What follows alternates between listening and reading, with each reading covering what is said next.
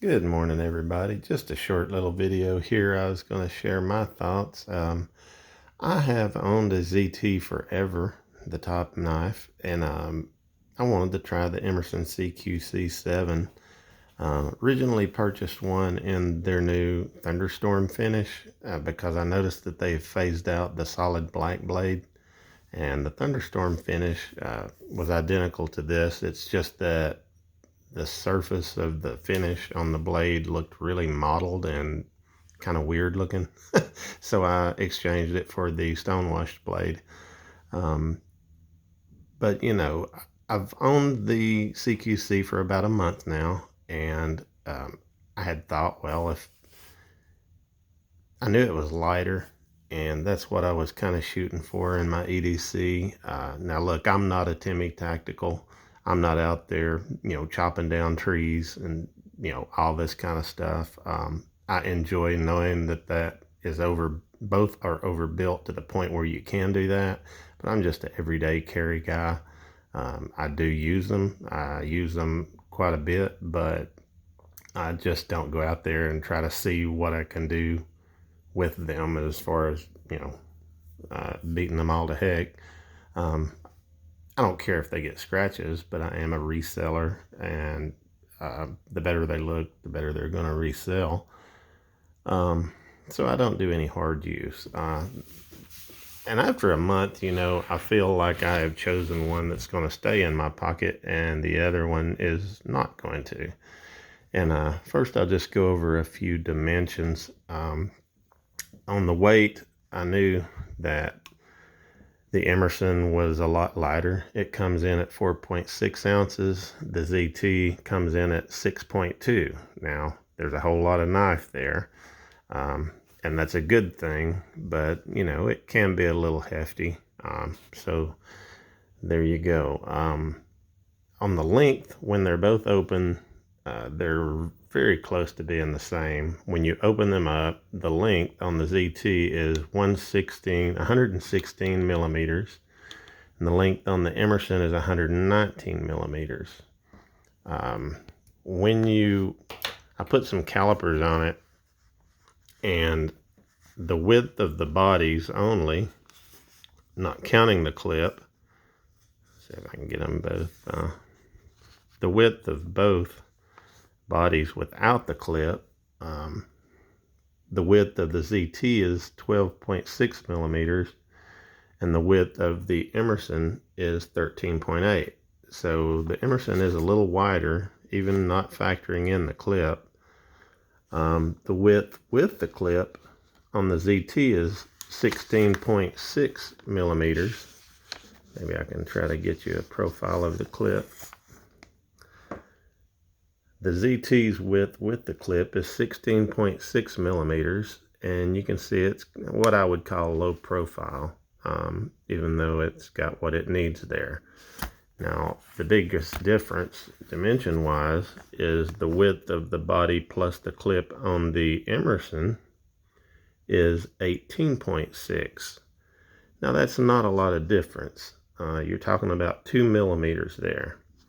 But for me, it feels like that sticks out a mile in my daily life. It's constantly rubbing against stuff, whether it's my leather recliner or my car seats or my car's center console. It's just, it just seems like it sticks out a mile compared to the other. Now, maybe that's a small thing. For me, it doesn't seem to be. But then, we've each got our own different needs every day. So there's different features to these knives. Of course, it's kind of like comparing apples to oranges at some point. The ZT has a flipper, and the Emerson doesn't. It has the wave. Love the wave. Works great. I will say there was multiple times I went to pull this out of my pocket from a seated position. Even though I just wanted to pull it out and not deploy the blade partially deployed because the wave stuck on my pants. I always expected that to happen a lot with the ZT because of the profile of the flipper. Maybe something, I don't keep anything metal in the pocket with whatever pocket my knife is in. But I did feel like something would contact the flipper at one point and halfway deploy the blade. Even though it's away from you, you're going to cut your pants up pretty good. So while I had the Emerson, I did send the ZT off to the factory. Got a factory edge put on it. They replaced the torsion bar, did some little housekeeping, and serviced it. I did request one of the black clips with the ZT logo in white, and at first they told me they could not do that, but it came with it, so I guess they figured out a way. Maybe the lady on the phone didn't understand. And from the factory, this Emerson does not come whited out like that. I color filled that logo. They're both great knives. I tried to cut a zip tie. One thing I wanted to mention, I tried to cut a zip tie with the Emerson one day, and while it did cut it, I felt like it shouldn't have been that hard to cut it. Now, I suspect that might have been because of the flat side of the blade on the one side. Just the angle I was using. I'm right-handed, and I was cutting downwards, and I thought, well, maybe it's probably because of the chisel grind. That's up to personal taste. They're almost identical in that they both have a thumb button, people call it. I like this one actually better than the ZT. I rarely, if ever, use the ZT button, but that might be because the flipper is just so much easier. But I didn't miss the flipper at all on the Emerson because of this disc. I thought it was much easier to get at, and so overall, the main reason I'm making this video is when I first was trying to decide did I want to jump in and buy an Emerson and test it out, is I looked on YouTube, and the only reviews I could find were 10 years old, 8 years old, back when Emerson allegedly had a lot of fit and finish issues. I had heard and read everything. I think originally these screws did not screw into the liner like they do now. They only screwed into the G10. That's one reason I didn't buy one years and years ago. I didn't like the sound of that. I heard about sticky locks. I heard about unfinished, unmachined liners. And if you can tell, I wouldn't call that unfinished, but it's also not ZT finish quality. Does that bother me? Not really. The jimping on the Emerson is a little anemic. You can see some machine marks right there on the top liner. Those are pretty anemic looking when you're used to the jimping on the ZT. It's kind of weird that the blade doesn't match right there. And when I first got this, I spent most of the day flipping it, and I will tell you that disc ended up giving me a pretty sore thumb. Now, I was flipping it a lot, so I guess is on me. Let's talk about the liner lock. Now, I'm one of those people, I'm okay. Listen to this. Oh, I was putting pressure on the blade. Let me do it. Okay, you hear that? It still clearly does that.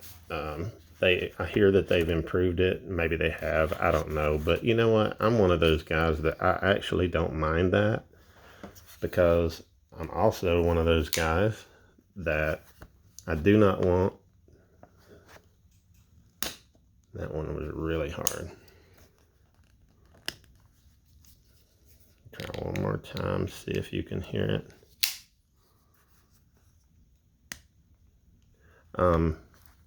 The noise is one thing, it being sticky is another, but I'm actually one of the guys that doesn't mind that. I'm also one of the guys that I do not want an extended mag release. I'm a 1911 guy.